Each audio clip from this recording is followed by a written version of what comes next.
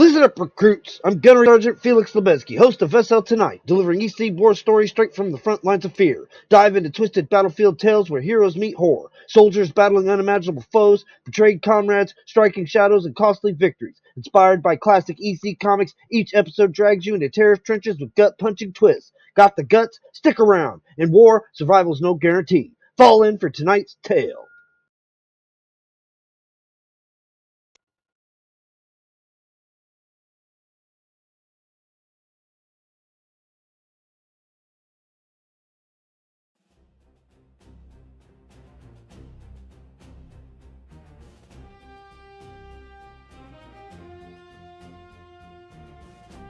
Listen up, maggots! This is Felix Lubezki on SL Tonight, and tonight we're storming the trenches with EC Comics' Raw War Tales from Two-Fisted Tales issue number 20, blasting in from March-April 1951.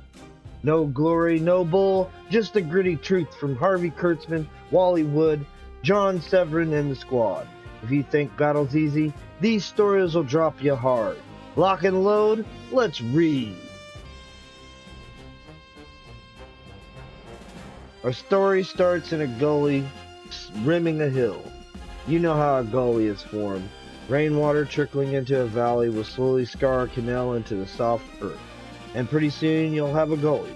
But today, the gully doesn't carry rainwater. Today it runs red with blood. The blood of United Nations soldiers who have been coldly massacred. Lieutenant, some of our guys in this gully, murdered.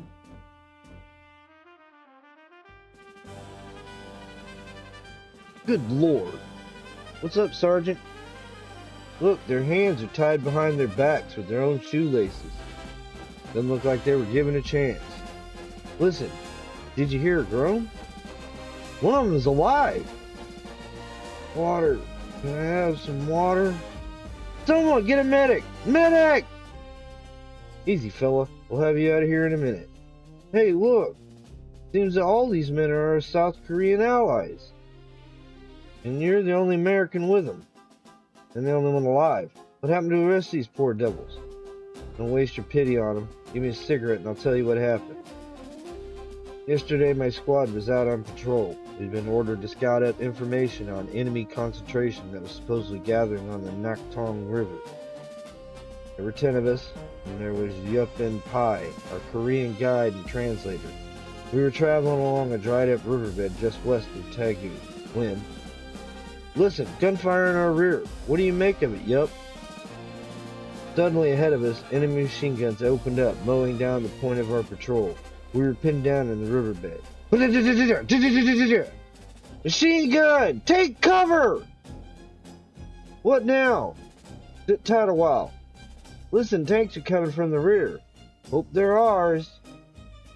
Russian T-34s! What could we do? We were pinched off like fish in a barrel. We surrendered. We didn't know then that we'd fallen in the hands of a man without a conscience, Colonel June. Ah, a nice collection of American dogs we have here. Well, there is only one way to get rid of dogs. Alright, my soldiers, tie these American dogs with their shoelaces. June lined us up by the roadside, and then he asked Yup and Pai and myself to step out. You and you, over there. Now, my soldiers, this is how we shall treat prisoners in my command. This is an official order. Americans, about face. Open fire. Blim, blim, blim, blim, blim, blim, blim. Yup and I watched, horror-stricken, as our buddies sprawled into the ditch on the side of the road. Make sure that none of them are left wounded or faking death. Crack, blam, blam, crack. This is the way I want all prisoners treated in my command. Pass the word along. Colonel June's soldiers will not take prisoners. Now strip the uniforms from the bodies before they get too bloody. We're going to a masquerade. Yes, my colonel. How do I look, American? Just like a Yankee, eh? Now let me tell you why I have kept you and this Korean pig trader alive. Our big push against Taegu will be underway. I know the Americans have laid extensive anti-personnel minefields along the Naktong River at this point. My regiment will ford the Naktong right through the minefield. But first, I shall scout the position personally, and you two enemy soldiers shall show us the way through the minefield. If you show us the wrong way, you, of course, will be blown up with us. With our Yankee uniforms, we will pass through your territory unmolested. There's quite a hike ahead of us. You will be untied for the march, but at the first wrong move, you are dead. Now pick up your helmet liners and march ahead. Forward, soldiers! Boom! Kicks him in the back. We marched back along the riverbed on which my squad and I had come. But it wasn't morning anymore. The sun was right overhead, and it was hot. Ha! This infernal heat! Sergeant, halt the men and post a guard over the prisoners. We will rest a moment. Yes, sir. A moment in the shade can do us no harm. Quickly, throw up your hands, my soldiers. They are all North Koreans who are surrounding us. All right, allies of the Americans. Line up here quickly. We will not waste our time with you. Then Colonel June moved forward. In a moment, he would identify himself. But before he could... One moment, friends. My friend Yup spoke up. At first, I thought he'd turned traitor, and then I realized, we are North Korean soldiers too. We are your friends. The method to his madness. As he spoke, he moved a bit at a time towards the North Koreans. Don't you believe me? We are Colonel June's regiment. We are Colonel June's regiment too. Give me that pistol. Now, North Korean dogs, die! Pow, pow! Bam, bam, bam, bam, bam, bam! He killed Lee and Kung. Cut him down. Blast the dog. Poor brave Yup, he'd given his life, but his trick worked.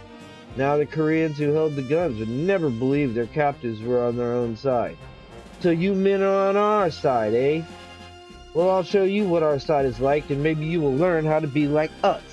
Remove your shoelaces, dogs.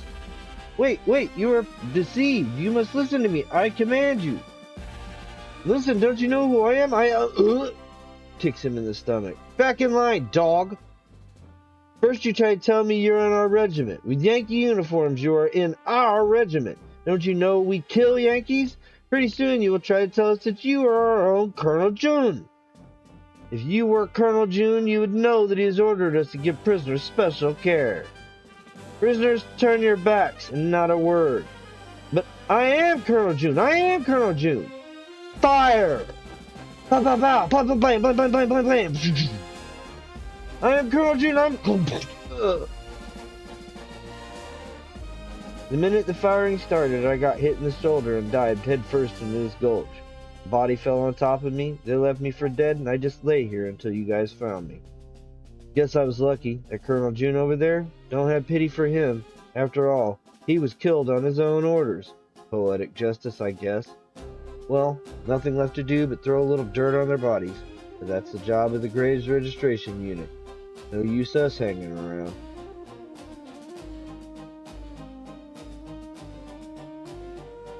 On to June 1944, D-Day. The Allies storm ashore on the Cherbourg Peninsula to reclaim France, to reclaim Europe. But the Yank infantrymen moving in from the beaches find a battle has been fought before. The paratroopers of the 82nd Airborne have paved the way, dropping from the sky like helmeted, patch-pocketed demons on the backs of the Germans, earning their nickname, Devils in Baggy Pants. What a mess. Those paratroopers sure caught it. Ah, poor fellow's chute caught in the tree. Never had a chance. They'd better send up the medics to take care of the wounded. Okay, boy, take it easy, boy. Your arm's broken. It's not fair. I tell you, it's not fair. You can't judge a man coward without giving him a fair chance. Looks like battle fatigue. Hold his arm, Corporal. One man can be a mild little gink while another can be a loudmouth tough guy. But which is really the coward, you can't tell. I've got my big lesson on cowardice.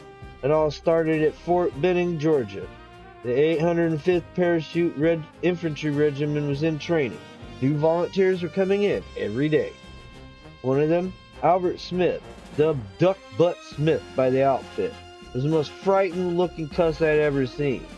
Hey, Duck Butt! as if he joined the paratroops just to prove himself that he wasn't a coward. And it didn't take long for the so-called tough guys to take advantage of him. Duck butt, I want you to jump 3 feet in the air. Yes, sir, Sergeant Purvis. Duck butt, I told you to jump up, but I didn't tell you to come down. Do 50 push-ups for disobeying orders. Yes, sir, Sergeant Purvis. Duck butt, now I want you to slide down the cable from the tower hanging by chute harness. Yes, Sergeant Purvis. Ha ha, look at Duck butt go. Hanging by one riser, unhooked his other riser from the suspension line. Hee hee hee. Help! Alright, Duck butt, for your qualifying jump, I'm going to put you first in line, so you can get a good look at the ground down there. Stand in the door. Scared, Duck butt? Ready? Ho! Shows him out the door. Get going, Duck butt. You're holding up the army. Ha ha ha! Yup, Duck butt really caught it. Time went by quickly, and before long, the 805th was on its way overseas. While no one knew their destination, it was clear to everyone that something big was up. Then, Glasgow, Scotland. Gentlemen, we are here to map the grand strategy of the Allied invasion of France. We will storm the Cherbourg Peninsula preparatory to our landing. We will send in airborne troops. Their missions will be to blow the bridges along the Douve River between La Haye du Pout and Puritain. This will prevent the Germans from rushing reinforcements to the beachhead. This job will be spearheaded by the 805th Parachute Infantry Regiment. Okay, you chowhounds of the 805th, tonight's the night. Get your lily-white faces covered with that soot or the Jerrys will blow them off. Look at Duck Butt. His face isn't white, it's green. Okay, men, fasten your safety belts. Here we go. We're approaching the drop zone. There goes the warning buzzer. Okay, men, put out your butts. Right. First stick, get ready. Stand up and hook up. Check your equipment. 10 okay, 9 okay, 8 okay. Slap, slap. Stand in the door. Ready, ho! Geronimo! Get going, Duck Butt. The Krauts are waiting for you downstairs. And the Germans were waiting. Some troops were caught in jerry flak. Others, lit up by the glare of magnesium flares, were machine gunned before they reached the ground. And then there are the ones whose chutes caught in the treetops. They were killed where they hung like sitting ducks. Everything seemed to have gone wrong. The wind blew a lot of men off course, and there were more jerry ground fire than anticipated. But men did get through, and they assembled, or what was left of them, they assembled, at their various rendezvous points south of the River Douve. B Squad, over here. Is this all that's left of B Squad? 6 men, or should I say 5.5 men, counting Duck Butt here. We have a bridge to blow. Let's go before Jerry spots us. But the Germans had B Squad spotted before they hit the ground. Achaton, how quarter, Americanche. A bunch of German shit. More German shit. Attention, more German shit. They're on the move. Quiet, men. Now, there's the bridge. Set up the Browning automatic rifle in that blockhouse, and you demolition men, set your charges.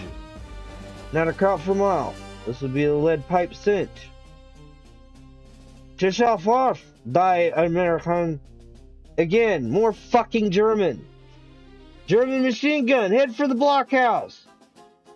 Sergeant Purvis, they got Sibeli, Hawkins, and Green. There's just you, me, and Duck Butts left. What do we do? You're a demolition man. You have to blow the bridge while I help the sergeant man the BAR. Yeah, Duck Butt's right. You go blow the bridge. We'll hold up the Germans with the BAR. Okay, here I go. I'll yell when I'm ready to blow the charge. Maybe you guys can make it to the other side before the bridge goes. Go ahead! If we don't blow this bridge, Sergeant, the Germans will be able to send their tanks across and destroy the beachhead before it can be established. We mustn't let that happen. Yeah, and if the bridge is blown, we'll never be able to leave this blockhouse across the river. Hasn't he set those charges yet? You watch here, Duck Butt. I'm gonna see how the demolition man is coming. But Sergeant Purvis, here come the Germans. Sergeant, why aren't you manning the BAR? I haven't gotten the charge set. Where are you running to? Germans mustn't let them capture bridge. Must keep firing gun. Must. Why didn't the bridge blow? Why? Wham, wham, wham, wham. For a moment, the German infantrymen withdrew, and soon the reason was clear. Around a bend in the road lumbered a German Tiger tank. But too late to prevent the blowing of the bridge. Boom! Blam! Boom! For a while, the lonely BAR stuttered away in the blockhouse. But you can't fight a tank with a machine gun. Soon the blockhouse was silent. Yes, silent. Private Albert Smith was dead. Cowardly Duckbutt Smith was dead. And where was the brave, tough Sergeant Purvis when the fireworks broke out? Come along, soldier. We'll get you back to the aid station. Wonder who this Purvis character was. There was the tough Sergeant Purvis, cowering in a ditch. Left Duckbutt to die at the gun and ran to the rear and hide in a ditch. Big mouth Sergeant Purvis. Hold him, Corporal. Come on, soldier, this way. There's your answer, Corporal. Sergeant Purvis. He looks like he's really lost his senses. Well, round him up. We'll take him back too. The end. The Limb. 3 years ago, in a small town near New York, a couple lived in a 2-story house. They were watching TV when a special announcement came on. A mass murderer escaped from Harrison County Jail. Everyone lock your doors and windows and bring your children inside. The escapee is Gary Reynolds. Call 911 if you see this man. The couple, astounded by the news, turned around quickly, as if the man had heard about was right behind them. Suddenly, the lights went out, and the couple heard something scratching the windows upstairs. "Kathy, get the gun," said Mark. Kathy ran into the room and got the loaded magnum. Mark told Kathy to follow him upstairs. When the man came through the window, Mark would try to club him over the head with a baseball bat. The window blew open. Kathy was so scared she pulled the trigger. A moment later, she saw Mark lying on the floor, dead. The window was open, and a limb from the big oak tree was swaying in her bedroom. It wasn't the mass murderer. Kathy had killed her own husband by accident. Or was it an accident? Courtney Sowell, age 11, Martin, Tennessee. The central figure of this story is a very colorful character indeed.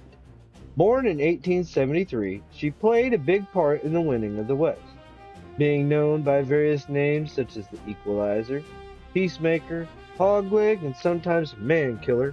Officially, her nomenclature was Colt Single Action Army Revolver. Ruth, you wasn't messing around with that gun of yours. Those are shining it and polishing and unloading it. We expect to get Tucson with our gold dust before sundown. We better get a move on. You hear, Ruth? 6 bullets. 6 bullets for 6 men. Wonder where 5 of these bullets will wind up. The way you handle that gun, anybody'd think it were a woman. Yeah, bro. A gun is like a woman, Pop. No one should trust a woman. Turn their back on a gun. Come on, Ruth. We have to get this gold to the bank and stake our claim. Bam! Thanks for helping me work the mine, Pop. Now I'll go on to Tucson and stake my claim and spend my gold. That takes care of 1 bullet in my Colt. And so Ruth buries his mining partner, and after a few miles of riding, at last, Tucson. Of course, a fool and his money are soon parted, and Ruth wastes no time in finding a poker pit. Welcome, stranger. Here's gold dust talks. Sit down and we'll deal you in. It doesn't take Ruth very long to gamble away his gold. And he's cleaner than a run-out mine. Well, I'm busted. I'll kick my 45 into the pot. Will you cover it? Always did mean to get me a peacemaker. Sure, I'll cover. I'm out. Me too. What do you got, stranger? Flush. Full house beats a flush, stranger. Your peacemaker's mine. Better luck next time. One vaquero who can't hold on to his dinero. Well, guess I'll put this Equalizer in the table drawer. Might need it someday. And so our Colt single-action army revolver lies in the drawer. Lies there for days like any shiny chunk of machinery. Or maybe more like a coiled rattlesnake. Then one evening, "You calling me a cheat, Palato? Look at him, he's reaching in the drawer." Now 2 more bullets fulfill their destinies, and so do 2 men. Bam, bam! Back, you gringos, or I'll give you a taste of what I just gave your 2 amigos. Attaboy, Wally, you winged him. Get him, he's heading out the back door. As the gambler pauses in the doorway, a shot rings out. His arms flung up, and our pistol, bouncing off the door frame, tumbles out into the darkened backyard. In the morning, Jose Felipe, a peon who works on a tiny farm on the Colorado River, is stumbling home after a night of tarantula juice and fandangoing. Suddenly he comes upon our heroine. "Oh, my poor head, it is the curse of tequila. Eh, what is that laying there? Oh, it's a gun of some fine caliber. I'll bet. I have always wanted a gun. I'll hide it in my poncho and leave this pueblo mucho pronto. Now that I'm home, I can inspect my fine gun.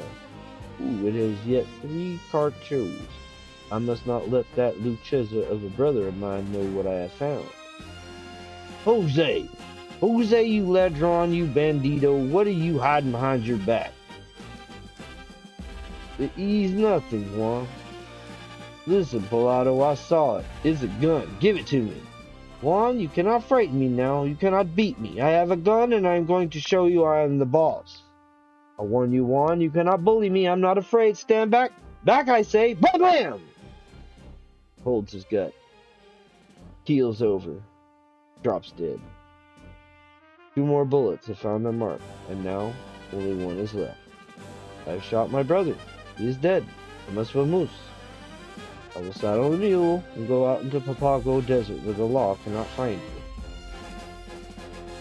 A day later, we find Jose far out in the Papago Desert, the desert where men go to fight Indians, to hide, and to hunt gold. Ah, what a fool I was to pick up this gun. It is embrujada. It is wicked. It is evil. I must throw it away lest it make me sin again. Once more, our gun is without a master, and Jose disappears over the western horizon. Half an hour's ride behind, a pair of renegade Apaches move swiftly along Jose's trail, missing the army Colt, which is hidden in the dried-out arroyo. The burning sun creeps across the sky, and the only movement is the occasional skittering of a lizard over the hot sand. Soon off to the north, a figure stumbles into view. "River should be ahead. Water!" A prospector looking for gold out on the Papago has come to grief. He's used his water and killed his mule to drink its blood. Now he stumbles across the trackless desert, vainly searching for water. "There it is, the arroyo. I'm saved! Saved! What's this? Dried out. Arroyo, dried out. No water. No water. What's this? Revolver. Colt 45 revolver. Look familiar. Marks on the handle. It's my old gun. Mine. Gun I killed Pop with. Gun I lost in poker games. Still has 1 bullet left. 1 bullet left. That's why my Colt is here. He's waiting. Waiting with 1 bullet. Waiting for me. 1 bullet for... The sun goes down. Desert wind blows. Shifting the sand. Piling it up. And over, the Colt single action Army revolver is now empty of bullets. This is a pirate story that opens at the turn of the 18th century. A man, a great big bull of a man, his hair caked with blood from a saber cut in his scalp, clings tenaciously to a bit of driftwood in the middle of the Caribbean. His mind is a blank, for with all else, he is also suffering from loss of memory, amnesia. But some remembrance does remain in the back of his mind, a picture of 3 men and glittering pirate gold. I tell you, I saw a man out there, Sebastian, over there at Wave Crest. No matter, Diego, it's no affair of ours. Let us go about our business. It is a man. Come help me get him on board. I do not like this at all, Diego. I'm all for leaving him in the sea. Santa Maria, he's a big one. He did not look like one to fall in the sea by himself. And on the side of his head, a saber cut. I do not like this. Look, he begins to move. We'll find out who he is. Stay seated, senor. You have had a bad time of it. Blasted heads going around. Where in the blazes am I? You're safe, senor. What is your name? Where did you come from? How did you get the wound on your head? Name? Name? Probably blowed. I can't think of me name. Thomas 2. Spanish doubloons. Senor, perhaps you have had the loss of memory? Thomas 2, and Spanish doubloons. I must find them, but who am I? Bless me, I can't remember. Me pockets. What have I got in me pockets? Ah, an old skin pouch with a paper in it. What's this? A letter of marquee, made out to Captain Ben Sawkins. Long Ben Sawkins. That's me. I'm sure of it. Let's see. So signed by Jean Lafitte at Galveston. Galveston. That's it, me hearties. Set your course for Galveston. Yes, business with Jean Lafitte, the king of pirates. You are welcome to accompany us back to Puerto Rico, senor. That is all. Galveston, you fish peddler. Galveston, you water rat. Long Ben Sawkins says Galveston. Whack, rat! Ahoy, me lad, trying to scuttle me with your jackknife? Over the side you go. And take your messmate with ye. I'm sailing this tub alone to Galveston. After days of sailing, Galveston, a sliver of island hugging the Texas coast along the Gulf of Mexico. What does this blue and port mean to me? Think me if I can remember. Galveston, the refuge of every pirate and privateer that infests the Gulf. Galveston, Jean Lafitte's island. I know I've bloody well been here before. I know I own a blooming casket of doubloons. Where shall I start? That name, Thomas 2, keeps turned into my brain. Saints preserve us, sure as I'm living, it's the ghost of Captain Long Ben Sawkins. What? No, ho, you know me, man. Tell me, who am I? Where did I come from? Speak me, bucko. Joseph and Mary, a ghost gone daft, no less. You're Captain Sawkins. You commanded the Pandora for Jean Lafitte. I shipped with you. You were lost at sea. Who is Thomas 2? Where do I find Thomas 2? Easy does it, Captain. Thomas 2 was your first mate. Took command when you vanished at sea last month. Went back to Barataria yesterday with the second mate and the bosun. Barataria, in the swamplands at the mouth of the Mississippi, I'm beginning to remember. So Thomas 2 left yesterday, and the second mate was Sharp, Calico Jack Sharp, and Ben Avery, the boatswain. Ho, am I right, mate? That you are, sir. Calico Jack, Tom 2, Ben Avery, Spanish doubloons. Barataria, I must follow them. And so Captain Sawkins raises his mainsail and beats it up the coast towards the Louisiana Delta in pursuit of his lost memory. There's a bloomin' treasure in Spanish gold that's mine. I feel it, but I'll be stowed if I know where it is. Raps Barataria and Thomas 2 have the answer. Oh, Barataria Island ahead, and the catboat tied up at the landing. No doubt Tom 2 and the others have landed. I think I'll drop anchor well out of sight. Bio would do, blasted swamp country. Haha, I can hear them talking somewhere in the blinking swamp. I think I'll steal up on them. Tell you the cypress was over here, Tom. Wouldn't be too sure of that, Jack. There, that cypress over there, that's it, I'm sure. Hee. Long Ben Sawkins should see us now. That shouldn't be too hard to arrange, me buckos. It's Captain Sawkins. He's back from the dead. He has my cutlass. Quick, shoot him down. Vim! Oh, now your pistol is discharged and you haven't dropped me. You'll never have time to reload me, boys. Chop! There's for your pistol ball, Ben Avery. Aha, Calico Jack, you've used a cutlass better than that in the past. Clang, clang. Snab. Oh, better than that. Now, Tom 2, there's just you and me. Captain, don't kill me, I'm unarmed. Spare your old shipmate. No, I won't kill you, me fine friend. I need you to recount to me what happened in the last month. Where is the casket of Spanish doubloons? And if you utter so much as one falsehood, I'll cut your throat from port to starboard. Sure, Captain, sure, if it pleases you. Only spare me.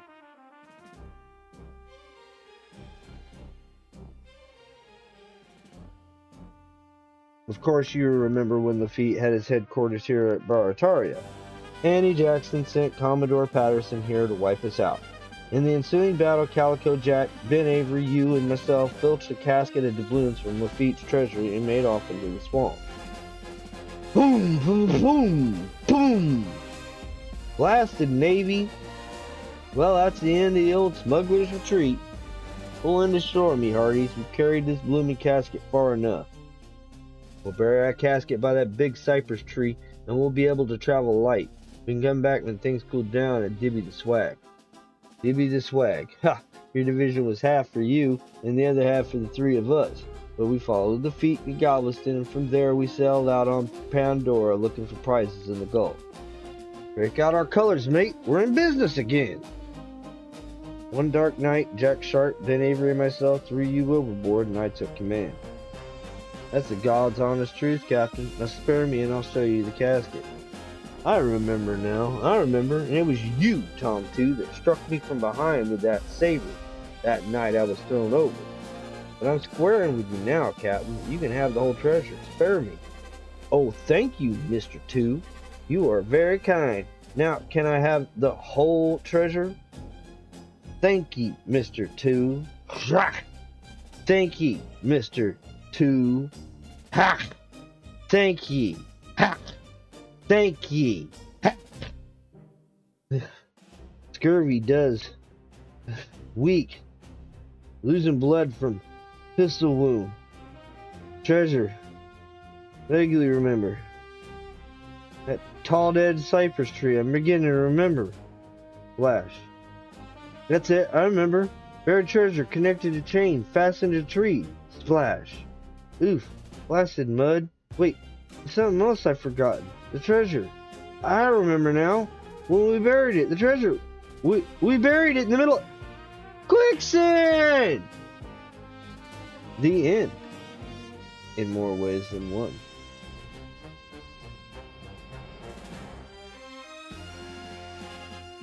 Well, that's a wrap on this battlefield briefing, troops. Felix Lubezki signing off from SL tonight after charging through Two-Fisted Tales issue number 20. Remember, these EC stories aren't just ink, they're lessons from the front lines. If you survived this, hit subscribe, drop a comment on your favorite kill shot, and gear up for the next time with issue number 21. Dismissed! Listen up, recruits. I'm Gunnery Sergeant Felix Lubezki, host of SL Tonight, delivering EC war stories straight from the front lines of fear. Dive into twisted battlefield tales where